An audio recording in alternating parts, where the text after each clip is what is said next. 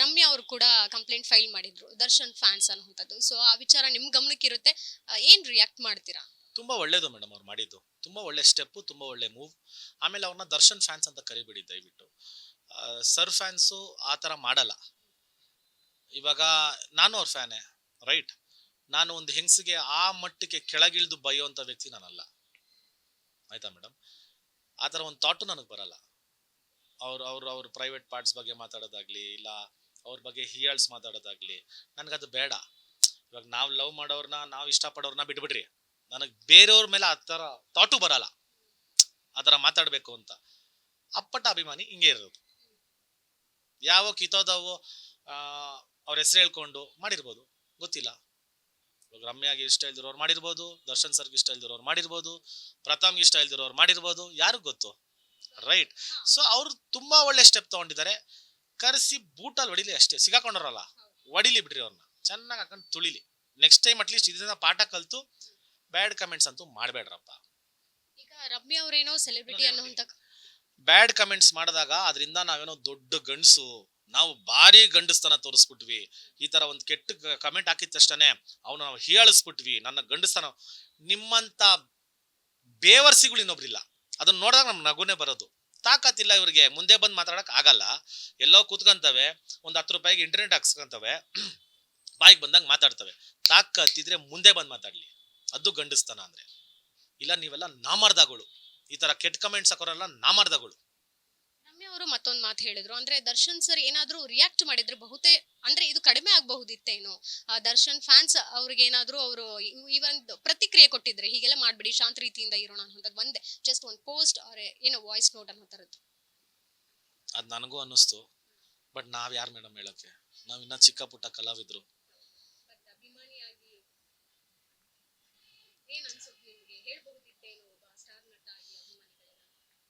ಹೇಳ್ಬೋದಾಗಿತ್ತು madam, but ಅವ್ರಿಗೆ ಯಾಕೆ react ಮಾಡಿಲ್ಲ ಪಾಪ. ಅವರೇ 1000 ಟೆನ್ಷನ್ಸ್ ಅಲ್ಲಿ ಇರ್ತಾರೋ, ಏನ್ ಕಥೆನೋ ಗೊತ್ತಿಲ್ಲ ಮೇಡಮ್. ಅದೇನೋ ಅಂತಾರಲ್ಲ ಮೇಡಮ್, ಅವರು ಯೂಶಲಿ ಅನ್ಸುತ್ತೆ ಮಾತಾಡಲ್ಲ, ಯಾವ ವಿಷಯಕ್ಕೂ ಅವ್ರು ಜಾಸ್ತಿ ಮಾತಾಡಲ್ಲ. ಆನೆ ನಡೆದಿದೆ ದಾರಿ ಅಲ್ವಾ, ಅಷ್ಟೇ. ದರ್ಶನ್ ಸರ್ ಹೆಸರು ಹೇಳ್ತಿದ್ದಂಗೆ ನೀವು ಎಷ್ಟು ವಿನಯದಿಂದ ಮಾತಾಡ್ತೀರಾ. ಈ ವಿಚಾರ ಒಂದ್ ಕಡೆ ಆದ್ರೆ ಸರ್, ಈಗ ರಮ್ಯಾ ಮೇಡಮ್ ಅವರು ಕಂಪ್ಲೇಂಟ್ ಎಲ್ಲ ಫೈಲ್ ಮಾಡಿದ್ರು ಕಮಿಷನರ್ ಆಫೀಸಲ್ಲಿ. ಅದಾದ್ಮೇಲೆ ಇನ್ನೊಂದು ಮಾಡೆಲ್ ಅನ್ನುವಂಥವ್ರು ಸೋನು ಶೆಟ್ಟಿ ಅನ್ನುವಂಥವ್ರು, ಅವರು ಕೂಡ ದರ್ಶನ್ ಫ್ಯಾನ್ಸ್ಗೆ ನೇರವಾಗಿ ಬೈದಿರುವಂಥದ್ದು ನೀವು ನೋಡಿದಿರೋ ಇಲ್ಲ ಗೊತ್ತಿಲ್ಲ ನನ್ನ ವಿಡಿಯೋ. ಅವರು ಹೇಳಿದ್ರು, ಅಂದ್ರೆ ದರ್ಶನ್ ಫ್ಯಾನ್ಸ್ ಎಲ್ಲ ತುಂಬಾ ಗಲೀಜು, ಕಿತ್ತೋದವರು, ಈ ರೀತಿ ಸಮಥಿಂಗ್ ಲೈಕ್ ಅಶ್ಲೀಲ ಪದಗಳನ್ನ ಅವರು ಕೂಡ ಬಳಸಿರುವಂಥದ್ದು. ದರ್ಶನ್ ಫ್ಯಾನ್ಸ್ ಅನ್ನುವಂಥದ್ದು ಪ್ರಮುಖವಾಗಿ ಹೇಳಿರೋದು, ಅವ್ರಿಗೂ ಕೂಡ ಅಶ್ಲೀಲ ಮೆಸೇಜ್ಗಳು ಬರ್ತಾ ಇತ್ತಂತೆ ಈ ಕಾರಣಕ್ಕೆ. ಅದೇ ಯಾರು ಮಾಡ್ತಾವ್ರ ಈ ತರ ಮೆಸೇಜ್ಗಳು, ಅದ್ ಯಾಕೆ ಮಾಡ್ತಾರೋ ಗೊತ್ತಿಲ್ಲ ಮೇಡಮ್.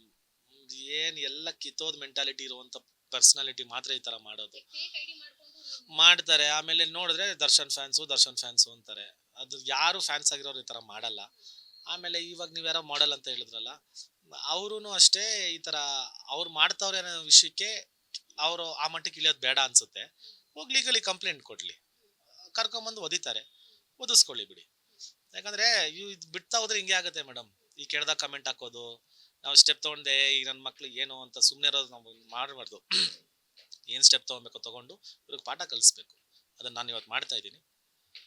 ನಾನು ಅದನ್ನ ಆಚೆ ತರ್ತೀನಿ ಆದಷ್ಟು. ಸುದೀಪ್ ಫ್ಯಾನ್ ಅನ್ನೋ ಕಾರಣಕ್ಕೆ ನನ್ನ ಟಾರ್ಗೆಟ್ ಮಾಡ್ತಿದ್ದಾರೆ ಅನ್ನುವಂತ ಒಂದು ಸ್ಟೇಟ್ಮೆಂಟ್ ಕೊಟ್ಟಿದ್ದಾರೆ ಅವರು. ನಾನು ಸುದೀಪ್ ಫ್ಯಾನೆ.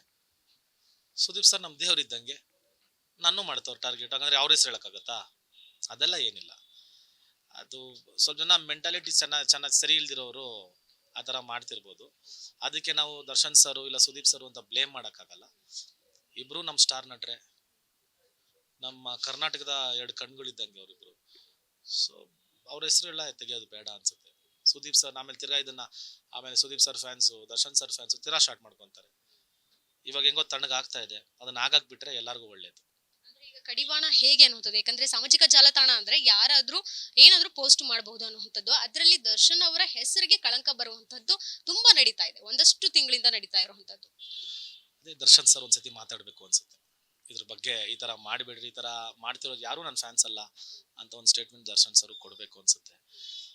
ಯಾಕೆಂದ್ರೆ ಇದು ಅವಾಗ್ಲೇ ಅದೊಂದು ಕಡಿವಾಣ ಆಗಕ್ಕೆ ಸಾಧ್ಯ ಅಂತ ನನಗೊಂದು ನಂಬಿಕೆ ಇದೆ. ಯಾಕಂದ್ರೆ ಒಂದ್ಸತಿ ನಾನು ನೋಡ್ದಂಗೆ ತೀರಾ ಕೆಡ್ದಾಗಿ ಕಮೆಂಟ್ಗಳು ಹಾಕ್ತಾರೆ ಮೇಡಮ್ ಒಂದೊಂದ್ಸತಿ. ಅವ್ರು ಯಾರು ನನ್ನ ಪ್ರೊಫೈಲ್ ಅಲ್ಲಂತೂ ದರ್ಶನ್ ಸರ್ ಫ್ಯಾನ್ಸು ಒಂದು ದಿವಸ ಕೆಟ್ಟದಾಗ ಮಾತಾಡಿಲ್ಲ. ಒಂದು ದಿವಸ ದರ್ಶನ್ ಸರ್ ಫ್ಯಾನ್ಸು ನನ್ನ ಒಂದು ಪ್ರೊಫೈಲ್ ಅಲ್ಲಿ ಕೆಟ್ಟದಾಗ ಮಾತಾಡಿಲ್ಲ. ಅವರೆಲ್ಲ ನಿಜವಾದ ಟ್ರೂ ಅಭಿಮಾನಿಗಳು. ಇವ್ರುಗಳು ಎಲ್ಲೆಲ್ಲಿಂದವೋ ಬರ್ತವೆ, ಏನೋ ಅವ್ರ ಹೆಸರು ಹೇಳ್ಕೊಂಡು ಅಂತ ಮಗ ಇಂಥ ಮಗ ಅಂತೆಲ್ಲ ಮಾತಾಡೋ ಅವ್ರ ಫ್ಯಾನ್ಸ್ ಅಲ್ವೇ ಅಲ್ಲ. ಅದಕ್ಕೆ ಅನ್ಸುತ್ತೆ ಅವರು ಸುಮ್ಮನೆ ಅವ್ರ ಇವ್ರ ನನ್ನ ಫ್ಯಾನ್ಸ್ ಅಲ್ವೇ ಅಲ್ಲ ಅಂತ. ಅದಕ್ಕೆ ಸುಮ್ಮನೆ ಅನ್ಸುತ್ತೆ. ದಯವಿಟ್ಟು ಆ ಥರ ಮಾತಾಡಬಾರ್ದು. ಮಾತಾಡ್ದವ್ರಿಗೆ ಕಾನೂನು ಕ್ರಮ ಇವಾಗ ಏನ್ ತಗೊಂಡಿದ್ದಾರೆ ರಮ್ಯ ಅವರು, ಅದನ್ನ ಎಲ್ಲರೂ ತಗೊಬೇಕು. ಅದನ್ನ ನಾನು ತಗೊಂತಾ ಇದ್ದೀನಿ. ಕೊನೆಯದಾಗಿ ಡೆವಿಲ್ ಸಿನಿಮಾ ರಿಲೀಸ್ಗೆ ಇನ್ನೇನು ರೆಡಿ ಆಗಿರುವಂಥದ್ದು, ಎಲ್ಲ ಶೂಟಿಂಗ್ ಕೂಡ ಮುಕ್ತಾಯ ಆಗಿದೆ, ಡಬ್ಬಿಂಗ್ ಕೂಡ ಮುಕ್ತಾಯ ಆಗಿರುವಂಥದ್ದು. ಸೊ ಡೆವಿಲ್ ಎಕ್ಸ್ಪೆಕ್ಟೇಷನ್ ಏನಿದೆ? ತುಂಬಾ ಹೈ ಇದೆ ಮೇಡಮ್. ಅದ್ರಲ್ಲಿ ನಮ್ಮ ವಿನಿನೂ ಮಾಡಿದ್ದಾನೆ. ಅವನ ಜೊತೆ ಫಸ್ಟ್ ಡೇ ಹೋಗ್ಬಿಟ್ಟು ಪಟಾಕಿ ಹೊಟ್ಟು ಡ್ಯಾನ್ಸ್ ಹೊಡಿತೀನಿ. ಹೌದು, ಅವ್ನು ನಾರ್ಮಲಿನೇ ಪೊಲಿಟಿಷಿಯನ್ ಮೇಡಮ್. ಹೇಗಿದೆ ಸರ್ ಫ್ರೆಂಡ್ಶಿಪ್ ಈಗ ಇಬ್ಬರದು? ತುಂಬಾ ಚೆನ್ನಾಗಿದೆ. Very very good. It is. ಆದ್ರೆ ಏನೋ ಒಂದು ಮನಸ್ತಾಪ ಚಿಕ್ಕಾಬಿಟ್ಟು ಬರುತ್ತೆ ಹೋಗುತ್ತೆ. But we are very good friends. ನಾವು 15-16 ವರ್ಷದಿಂದ ಫ್ರೆಂಡ್ಸ್ ಅಲ್ವಾ. ಸೊ ತೀರಾ ಮಾತಾಡಿದ್ವಿ, ಏನ್ ಸ್ವಲ್ಪ ಚಿಕ್ಕಾಪುಟ್ಟ ಮಿಸ್ಅಂಡರ್ಸ್ಟ್ಯಾಂಡಿಂಗ್ಸ್ ಅಷ್ಟೇ. We fine. ಆದಷ್ಟು ಬೇಗ ನೀವು ಕೂಡ ದರ್ಶನ್ ಸರ್ ಜೊತೆಗೆ ತೆರೆ ಹಂಚ್ಕೊಳ್ಳಿ. Thank you madam. Thank you so much.